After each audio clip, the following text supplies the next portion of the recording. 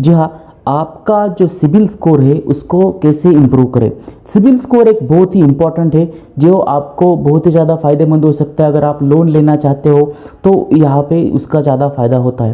लेकिन जो CIBIL score है वो कौन सी चीज़ों पे डिपेंड होता है और सिबिल स्कोर होता क्या है। तो सिबिल स्कोर दोस्तों एक 3 डिजिट आपका नंबर होता है और 3 डिजिट नंबर जो है वो आपका मिनिमम 300 रह सकता है और मैक्सिमम 900 रह सकता है। और जो सिबिल स्कोर है उसको जो पैरामीटर्स है वो भी हम यहाँ पे वीडियो में डिस्कस करने वाले हैं और उसके डूज और डोंट्स भी देखने वाले। तो लेकिन एक बात मान के चलेगा, आपका पिछले कुछ सालों से जो क्रेडिट कार्ड का हो या बैंक का लोन का हो जो भी लेन देन है कि वो कितने अच्छे से कर रहे हो उसके ऊपर आपका सिबिल स्कोर डिपेंड होता है। तो उसमें आपके क्रेडिट कार्ड होते हैं, आपका कितने साल से हिस्ट्री अच्छी है वो भी देखे जाते हैं, आप रेगुलरली पे करते हो या नहीं ये देखा जा सकता है, आपका यूटिलाइजेशन कितना ये देखा जा सकता है, और आप कितने कार्ड्स यूज़ करते हो, आपने कितने कार्ड्स के लिए अप्लाई किया है। वो बहुत सारी चीज़ें हैं जो यहाँ पे क्रेडिट स्कोर के लिए आपको इम्पोर्टेंट है। और इसके चलते आपको क्या क्या करना होगा ताकि आपका जो सिबिल स्कोर है वो मिनिमम 750 के ऊपर रहे, क्योंकि 750 से ऊपर का जो स्कोर है वो अच्छा माना जाता है। जो अगर 750 के ऊपर का स्कोर है तो आपको सबसे बड़ा बेनिफिट ये मिलता है कि जो लोन है वो आपको कम इंटरेस्ट रेट पे मिलता है। तो आपको अगर कम इंटरेस्ट रेट पे होम लोन कार लोन लेना है तो आपको आपका सिबिल स्कोर जो है वो अच्छा रखना बहुत ही ज़रूरी है। लेकिन अगर आपका सिबिल स्कोर जो है कम है और आप उसको बढ़ाना चाहते हो तो उसके लिए आपको क्या क्या करना होगा ताकि आगे आने वाले 3-4 महीने में आप उसको बढ़ा सकते हो। क्योंकि सिबिल स्कोर जो है आपका मिनिमम 60 डेज के बाद रिफ्लेक्ट होता है। जो भी आपका आज का ट्रांजैक्शन है वो आपके 60 डेज के बाद वहाँ पे। तो सबसे पहले आपको यहाँ पे डूज और डोंट्स यानी कि क्या क्या चीज़ें करनी है और क्या क्या चीज़ें नहीं करनी है ये हम देखने वाले। तो सबसे पहली चीज़ है कि क्रेडिट कार्ड के ड्यूज। क्रेडिट कार्ड के ड्यूज यानी कि आपका जो भी क्रेडिट कार्ड की पेमेंट की टाइमलाइन है उस पेमेंट के टाइमलाइन में आप उसको पेमेंट कर रहे हो या नहीं कर रहे हो। अगर आप रेगुलरली पेमेंट कर रहे हो तो आपका क्रेडिट कार्ड की वजह से जो भी सिबिल्स को जनरेट होने वाला है वो बहुत ही अच्छे से यहाँ पे आपको इम्प्रूव होता हुआ दिखाई देगा। लेकिन अगर आप रेगुलरली पेमेंट नहीं करते क्रेडिट कार्ड का, मिनिमम अमाउंट ड्यू पे करते हो या फिर कभी आप उसको मिस कर देते हो तो 60 डेज के बाद वो रिफ्लेक्ट होकर आपका सिबिल स्कोर कम होने के चांसेस यहाँ पे बढ़ते हैं। इसीलिए सबसे पहली इंपॉर्टेंट चीज़ है कभी भी सिबिल स्कोर अच्छा रखना है तो क्रेडिट कार्ड का जो बिल है या फिर जो पेमेंट है वो आपको टाइम पे करना है। दूसरी चीज़ यहाँ पे क्रेडिट कार्ड का जो यूटिलाइजेशन। क्रेडिट कार्ड का यूटिलाइजेशन क्या रहता है दोस्तों, अगर मान के चलते आपके क्रेडिट कार्ड का जो लिमिट है वो 50,000 रुपीज़ है और आप उसमें से 30,000 रुपीज़ या 40,000 रुपीज़ यहाँ पे जो है यूज़ हर महीना कर रहे हो। यानी कि 50,000 का अगर आपका लिमिट है तो आप उसमें से 40,000 अगर यूज़ कर रहे हो तो 80% आप उसको यूटिलाइज कर रहे हो। तो ये बहुत ही अच्छी चीज़ नहीं है। तो आपको एक बात जान लेनी होगी कि आपका जो क्रेडिट कार्ड का यूटिलाइजेशन है वो आपको 30 to 40% के बीच में रखना होगा।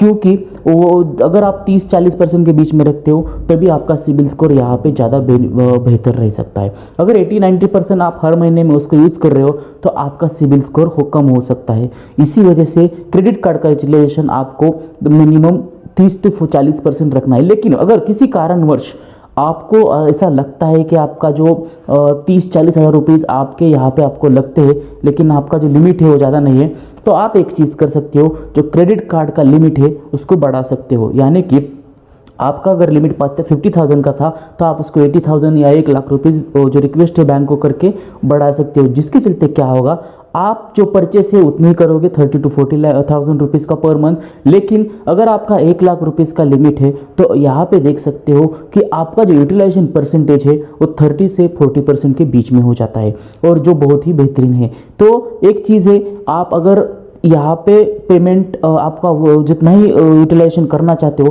तो पेमेंट का जो लिमिट है या फिर क्रेडिट कार्ड का जो लिमिट है उसको बढ़ाइएगा और जो भी आप परचेस कर रहे हो उसको उसी मंथ के एंड में जब भी आपका पेमेंट का टाइम लाइन है वहाँ पे आप उसको कंप्लीट कर दीजिएगा और ताकि आपका स्कोर अच्छा रहेगा। तो ये पहले 3 बहुत इंपॉर्टेंट चीज़ें थी।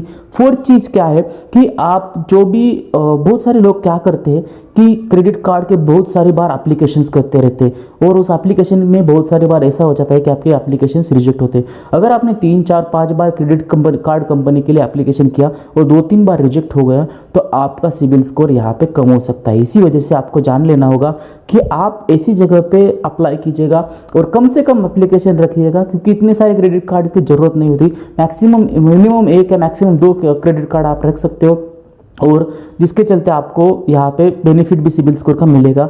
क्योंकि अगर जितने ज़्यादा रिजेक्शन होंगे वो आपके सिबिल स्कोर के रिपोर्ट के ऊपर जनरेट होंगे, और सिबिल स्कोर के रिपोर्ट के ऊपर जनरेट होने के बाद यहाँ पे आपका सिबिल स्कोर खराब हो सकता है। तो यहाँ पे ये चीज़ें हैं कि जो न्यू क्रेडिट कार्ड एप्लीकेशन है वो कम से कम रखिएगा।